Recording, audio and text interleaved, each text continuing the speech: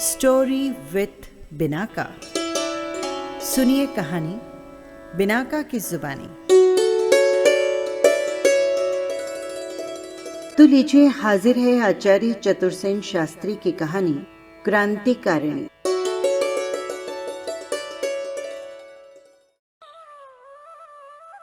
गर्मी बड़ी तेज थी, पर क्या किया जाए, मित्र की कन्या के विवाह में तो जाना जरूरी था।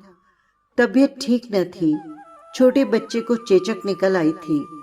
पत्नी ने बहुत ही नाक भौं सिकोड़ी, पर मुझे जाना ही पड़ा। मैं इंटर क्लास के एक छोटे डिब्बे में अनमना सा होकर जा बैठा। मन में तनिक भी प्रसन्नता न थी। बच्चे का ध्यान रह रहकर पाता। लू और धूप दोनों अपने जोर पर थी। डिब्बे में मैं अकेला था। गाड़ी ने सीटी दी। जो लोग प्लेटफॉर्म पर खड़े थे लपक कर अपने अपने डिब्बों में चढ़ गए। मैंने देखा मेरे डिब्बे में भी एक युवती लपक कर सवार हो गई है। उसकी आयु कोई 20-22 वर्ष की होगी। वो दुबली पतली थी, नाक कुछ लंबी पर सुडौल थी, होठ पतले और दांत श्वेत और सुंदर थे। आंखें बड़ी बड़ी थी, उनमें कुछ अद्भुत गूढ़ता छिपी थी। वे चंचल भाव से चारों तरफ नाच रही थी। साधारणतः वो एक साधारण युवती दिखलाई पड़ती थी, पर ध्यान से देखने पर यह स्पष्ट ज्ञात हो जाता कि वो कुछ समय पूर्व सुंदर रही होगी। पर अब भी वो सुंदर थी, लेकिन चिंता और कठोर जीवन ने उसके उठते हुए यौवन को जैसे झुलसाकर विद्रूप कर डाला था। मैं बारंबार उसे कनखियों से देखने लगा। मन में कुछ भाव न था, पर वो कुछ अद्भुत सी लग रही थी। मुझे इस तरह घूरते देख वो कुछ विचलित हो उठी। वो बारंबार खिड़की के बाहर मुंह निकालकर देखती थी, मानो उसके मन में ये हो रहा हो कि कब स्टेशन आए और वो उतरकर भागे। मैं अपनी हरकत पर लज्जित हुआ। वो थोड़ी देर में स्थिर हुई और कुछ रोष भरी दृष्टि से मेरी ओर देखने लगी। मैंने भांपकर जेब से एक अंग्रेजी दैनिक अखबार निकाला और पढ़ने लगा।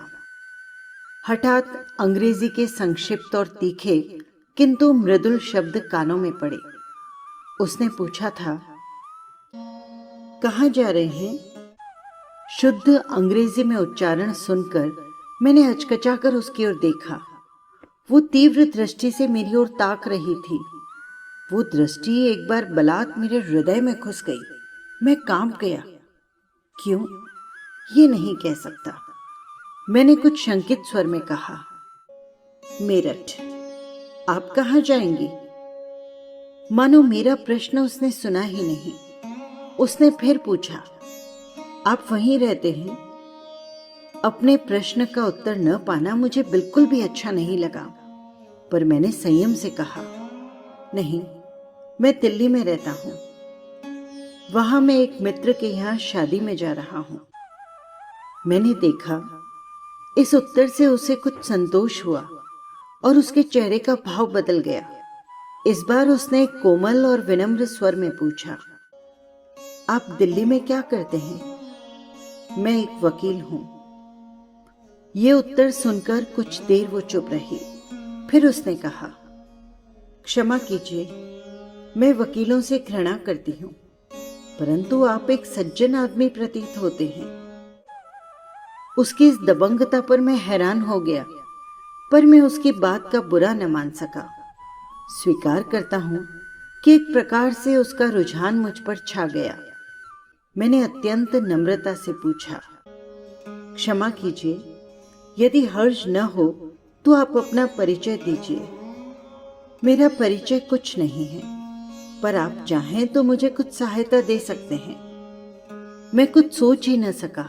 मैंने उतावली से कहा, बहुत खुशी से।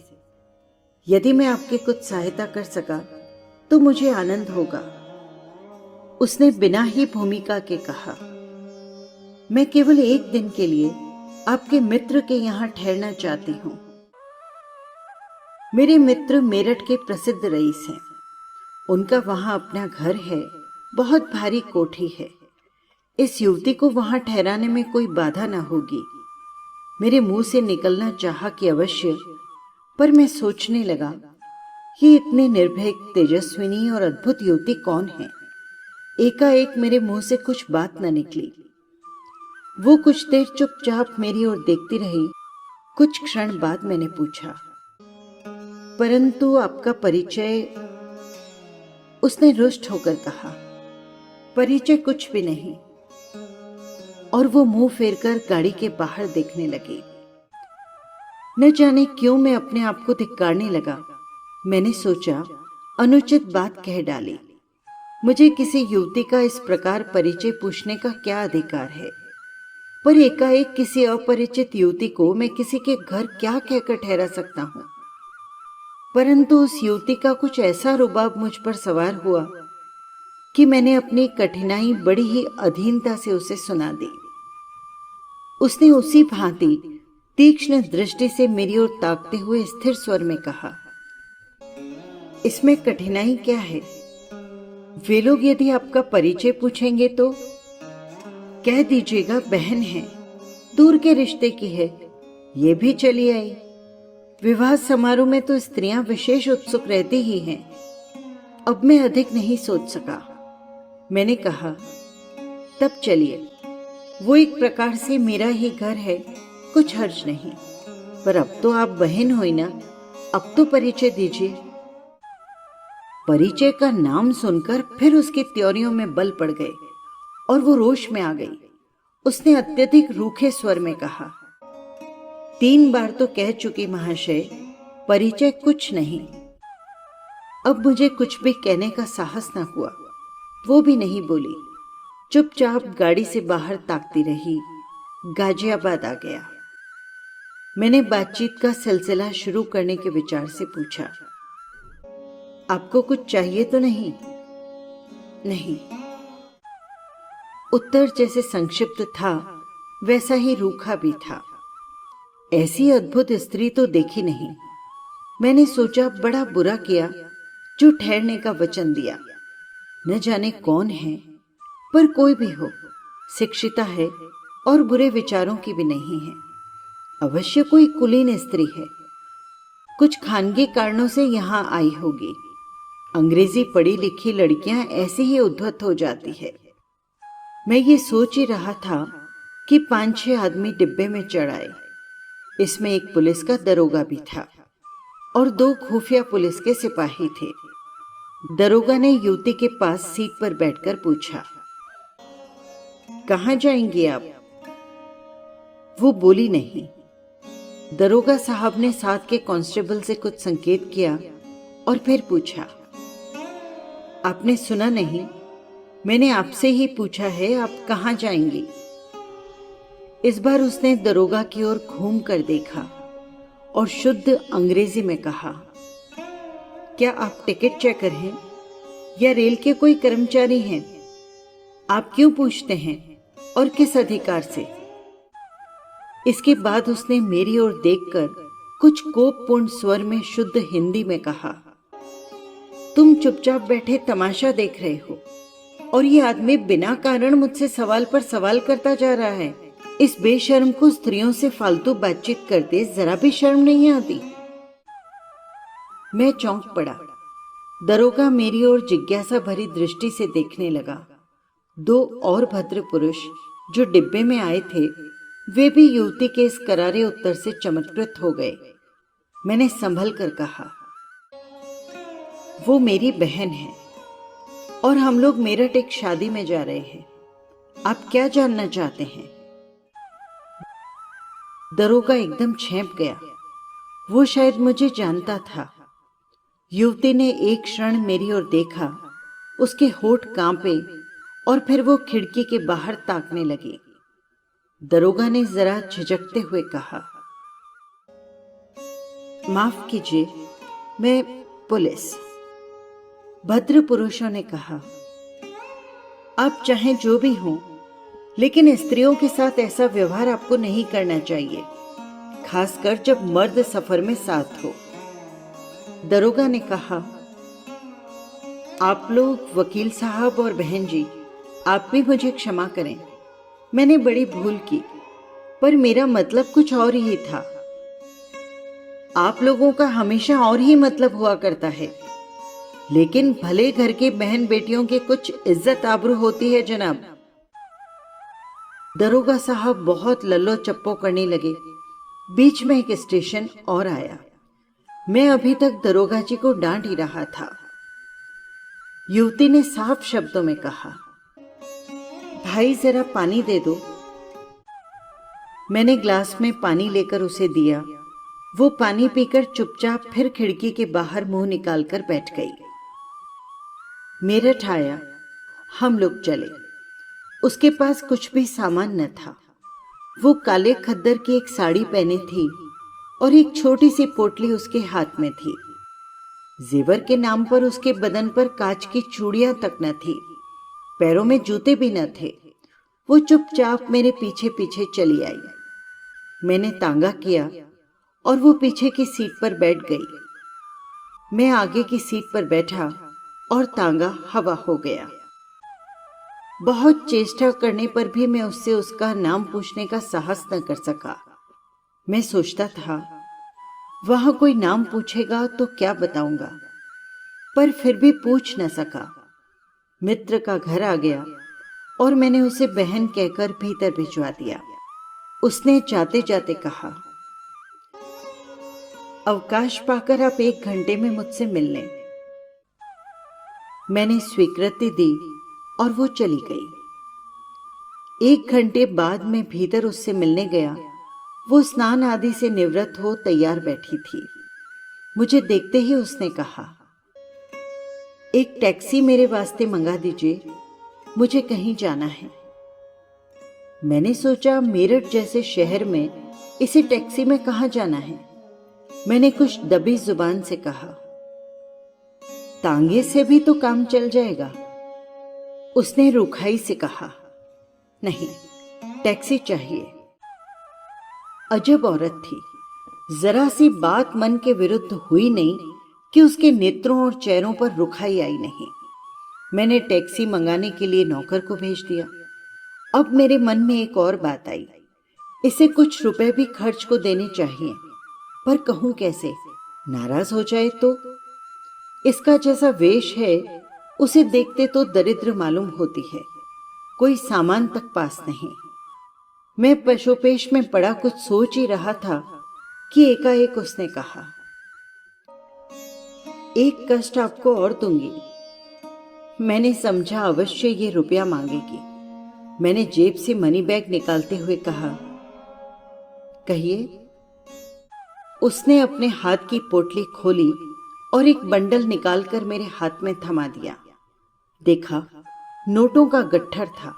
100 रुपए के नोट थे। मैं अवाक रह गया। उसने सहज भाव से कहा, 15,000 रुपए हैं, इन्हें जरा रख लीजिए। कहीं रास्ते में गिर गिरा पड़े, कहां कहां लिए फिरूंगी। मेरा तो सिर चकराने लगा। स्त्री है या माया मूर्ति? कपड़े तक बदन पर काफी नहीं और 15,000 रुपए हाथों में लिए फिरती है, और बिना गवाह प्रमाण मुझ अपरिचित को सौंप रही है, मानो रद्दी अखबार का गट्ठर हो। मैंने कहा, ठहरिए, रकम को इस भांति रखना ठीक नहीं। उसने लापरवाही से कहा, मैं लौट कर ले लूंगी, अभी तो आप रख लीजिए। जिस लहजे में उसने कहा, मैं अब टाल मटोल न कर सका। काठ की पुतली की भांति नोटों का बंडल हाथ में लिए विमूढ़ सा बना खड़ा रहा। टैक्सी आई और वो लपक कर उसमें बैठ गई। एक क्षीण मुस्कान उसके मुख पर आई। उसने टैक्सी से मुंह निकाल कर कहा, एक बात के लिए क्षमा कीजिएगा, मैंने रेल में आपको तुम कहा था। आवश्यकतावश ये अनुचित घनिष्ठता का वाक्य कहना पड़ा। वो मानो और भी खुलकर मुस्कुरा पड़ी और उसकी सुंदर मोहक दंत पंक्ति की एक रेखा आंखों में चौंध लगा गई। दूसरे ही क्षण मोटर आंखों से ओझल हो गई। 3 दिन बीत गए, वो न आई, न उसका कुछ समाचार ही मिला। तीनों दिन में एकटक उसकी बाट देखता रहा। न सोया, न खाया, न कुछ किया। कब विवाह हुआ और कब क्या हुआ, मुझे कुछ स्मरण नहीं, मानो 1000 बोतलों का नशा सिर पर सवार था। छाती पर नोटों का गट्ठर और आंखों में वो अंतिम हास्य। बस उस समय में इन्हीं 2 चीजों को देख और जान सका। मित्र हैरान थे, पर मैं तो मानो गहरे स्वप्न में मग्न था। तीसरे दिन डाक से एक पत्र मिला। उसमें लिखा था, भाई, मुझे क्षमा करना, मैं आपसे नहीं मिल सकती। वे रुपए जो आपको देकर आई हूं, मेरठ षड्यंत्र केस में खर्च करने को वहां के माननीय अभियुक्तों की राय से उनके वकील को दे दीजिएगा। मैं इसी काम के लिए मेरठ आई थी। आपसे मिलकर अनायास ही मेरा काम हो गया। रुपया इस पत्र के पाने के 24 घंटे के भीतर ठिकाने पर पहुंचा दीजिए, वरना जो लोग इसकी निगरानी के लिए नियत हैं, वे इस अवधि के बाद तत्काल आपको गोली मार देंगे। सावधान, दगा या असावधानी न कीजिएगा। इस पत्र के उत्तर की आवश्यकता नहीं। रुपया ठिकाने पर पहुंचते ही मुझे तत्काल उसका पता लग जाएगा। आपकी धर्म बहन। एक बार पत्र पढ़कर मेरा संपूर्ण शरीर कांप गया और पत्र हाथ से गिर गया। इसके बाद मैंने झटपट झुककर पत्र को उठा लिया। भय से इधर उधर देखा, कोई देख तो नहीं रहा। मेरी आंखों में आंसू भर आए, नहीं जानता क्यों। मैंने पत्र को एक बार चूमा और फिर आंखों और माथे से लगाया। इसके बाद उसे उसी समय जला दिया। नोटों का बंडल अभी भी मेरी जेब में था। रुपए मैंने किसे दिए, वो प्राण देकर भी किसी को नहीं बताऊंगा। हाँ, इतना अवश्य कह देता हूं कि मैं इस काम को निपटाकर शीघ्र ही दिल्ली चला आया, पर कई दिन तक कचहरी न जा सका। ऐसा मालूम होता था मानो शरीर से जान से निकल गई हो। एक दिन संध्या समय मेरे नौकर ने कहा, साहब, कुछ लोग आवश्यक काम से आपसे भेंट करना चाहते हैं। बैठक में जाकर देखा तो वही दरोगा जी थे। उनके साथ सुपरिटेंडेंट पुलिस और सीआईडी इंस्पेक्टर भी थे। देखते ही मेरे तो देवता ही कूच कर गए। देखा, सारा सामान घेर लिया गया है, किंतु मैंने जरा रूखे स्वर में पूछा, कहिए, क्या बात है? दरोगा जी ने थोड़ा हंसकर कहा, कुछ नहीं जनाब, जरा आपके बहन जी से एक बार मुलाकात करके उनसे कुछ पूछना है। क्षण भर के लिए मेरे शरीर में खून की गति रुक गई, पर वकीली दिमाग समय पर काम दिया। मैंने नकली आश्चर्य प्रदर्शन करके कहा, उनसे आपको क्या पूछना है, ये मैं आपको नहीं बता सकता। लेकिन ये कैसे संभव हो सकता है कि आप पर्दा नशीन महिला से इस तरह बातचीत कर सकें? बातचीत तो जनाब हो चुकी है। मैं जानता हूं कि वे पर्दे की कायल नहीं। मैंने और भी आश्चर्य का भाव चेहरे पर लाकर कहा, आप कब उनसे बातचीत कर चुके हैं? क्या आप भूल गए हैं जनाब, उसी दिन रेल में?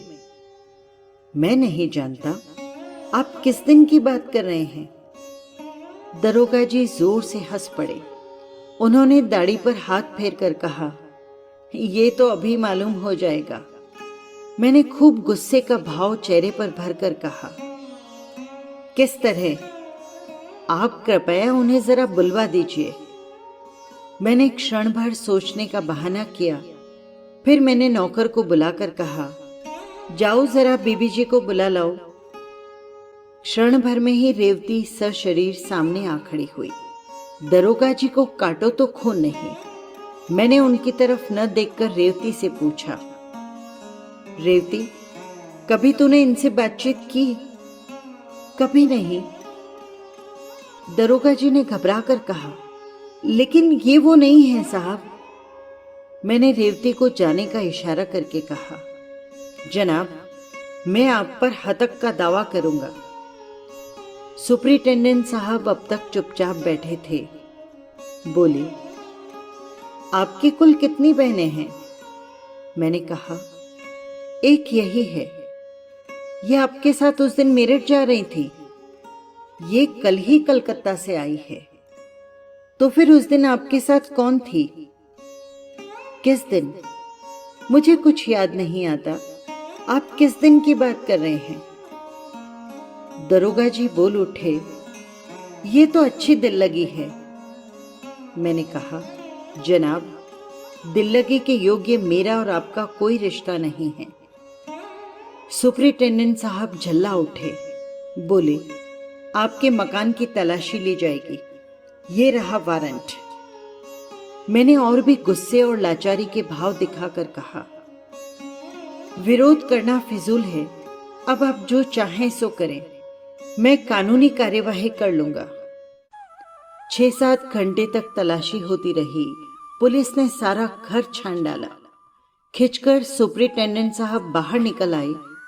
मैंने भी खूब रोष दिखाकर कहा, जनाब, अब आप जरा तलाशी पर अपनी रिपोर्ट भी लिख दीजिए।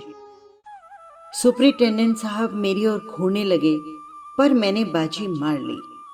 वही धवल दंत पंक्ति मेरी आंखों में प्रकाश डालकर हृदय में साहस का संचार कर रही थी। सुपरिटेंडेंट साहब ने कहा, क्या आप उस स्त्री के विषय में कुछ भी नहीं बताएंगे? किस स्त्री के विषय में? वो जो उस दिन आपके साथ मेरठ जा रही थी। किस दिन?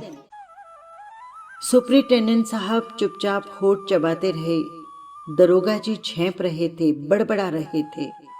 सुपरिटेंडेंट साहब ने हैट उठाकर कहा, बहुत अच्छा, अभी तो हम जाते हैं, लेकिन बेहतर था यदि आप सब बता देते। मैंने जोर से मेज पर हाथ पटक कर कहा, कल ही मैं आपसे अपने इस अपमान का जवाब तलब करूंगा। सुपरिटेंडेंट साहब चल दिए। मैं भी साथ ही बाहर तक आया। सैकड़ों आदमी इकट्ठा हो गए थे। जब पुलिस अपनी लारी में लद गई तो मैंने पूछा, आप ईश्वर के लिए ये तो बता दीजिए कि आप किसे ढूंढते फिरते हैं? सुपरिटेंडेंट साहब ने खिंचकर कहा, मिसेस भगवती चरण को।